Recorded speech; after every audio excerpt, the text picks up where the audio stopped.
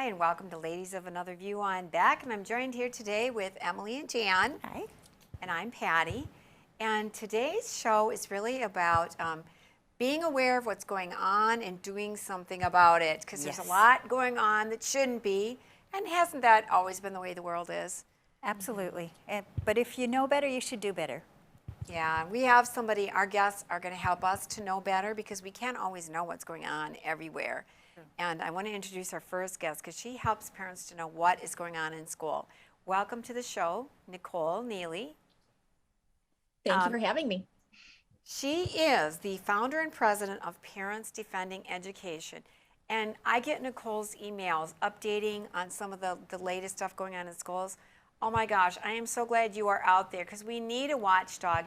I don't care, it wouldn't matter to me if it's a school down the street or in Washington or out on the West Coast. This stuff should not be happening to children. And unless we know about it, parents can't rise up, and they have a way of keeping things secret, don't they, Nicole?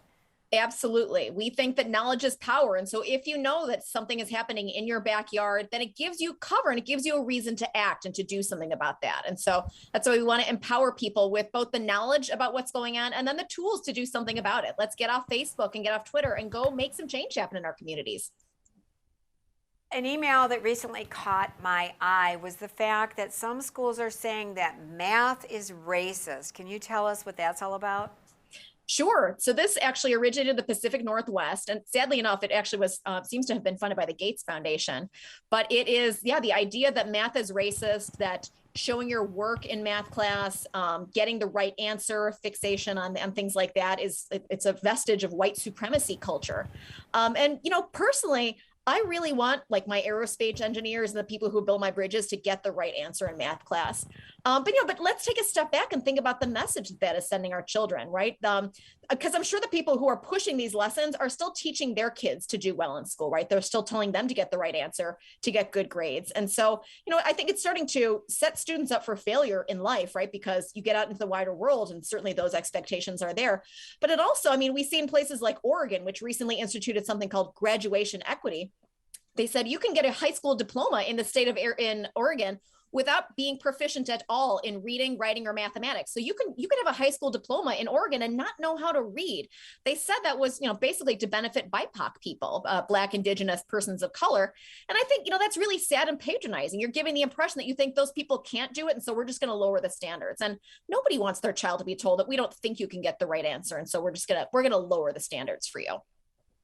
And then to act like they're doing it for them. We're doing this to help them rather than educate them, rather to find out what the problem is and bring them up to a high school level standard. We're just going to lower the standards and then we can pass them through. I would think that minorities would be outraged. Yeah, there certainly are. We have a lot of first generation Americans from around the country who they come here, they say, I moved to America. I chose to come here. I knew what I was getting myself into. Don't tell my kid that getting the right answer in math class is racist.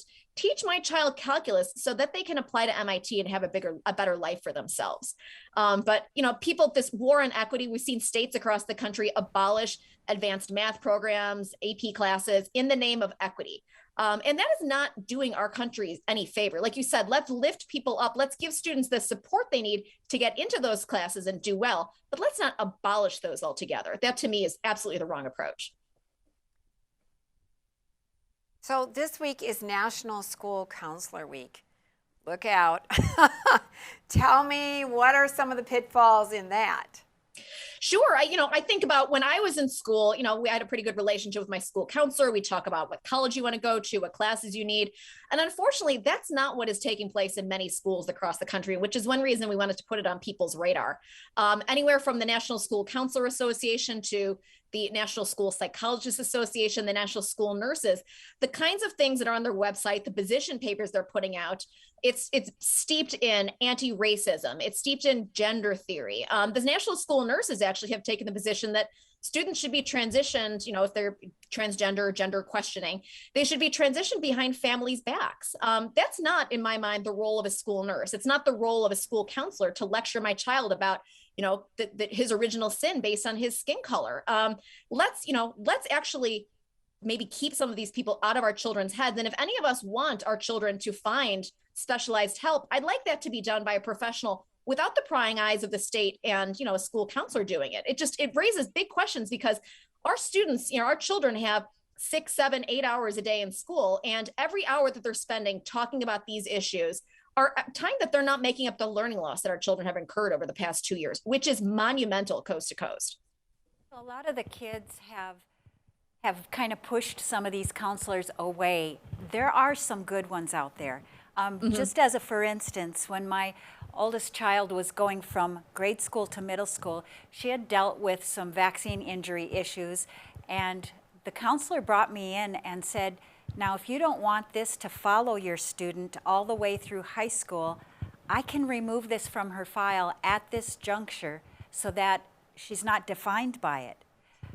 So there are still some people out there that are doing good work, but anytime you say National Association of blank, then you're looking at a control issue, are you not? Absolutely. And you're right. I mean, there are great school counselors, just like there are great teachers out there, but it is a lot of these national associations that are trying to push down crazy top level policies that don't reflect local communities' values. And that's something that, we just want to put on people's radar. Do you know who is getting into your child's head? Because you should know, and you should be comfortable with that or not, but don't let that happen behind closed doors, because you as the parent, the buck stops with you and you deserve to know. I sent you an article earlier today and I said, can we talk about this? And I'm sorry, I don't remember which date it was in, but there was a girl who, a grade school girl, and she had attempted suicide at the school. Twice.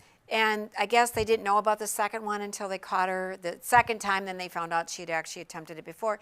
But she simply liked video games. Kids started saying, oh, maybe you're a boy, because boys like that. So she slowly goes through this brainwashing that the counselor spearheaded, and they give her a boy's name. They start calling her he, and shortly thereafter, she attempts suicide. But you could see there was a whole brainwashing going on. Have you seen that sort of thing going on? We do, absolutely. We talk to parents across the country. I talked to a mom a few months ago in northern New York who had this going on. Her school actually had maintained 2 separate sets of medical records, had been calling the child by a different name.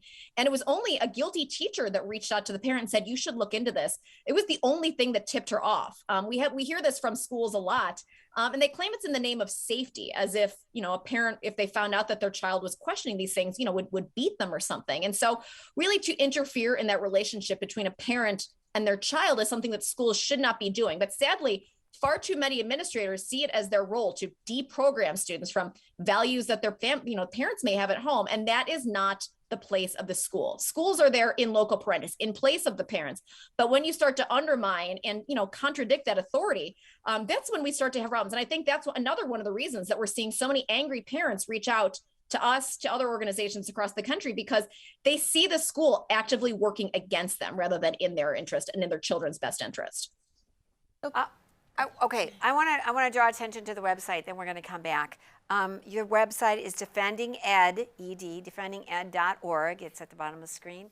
And people can go there to find out more information, just to connect with you.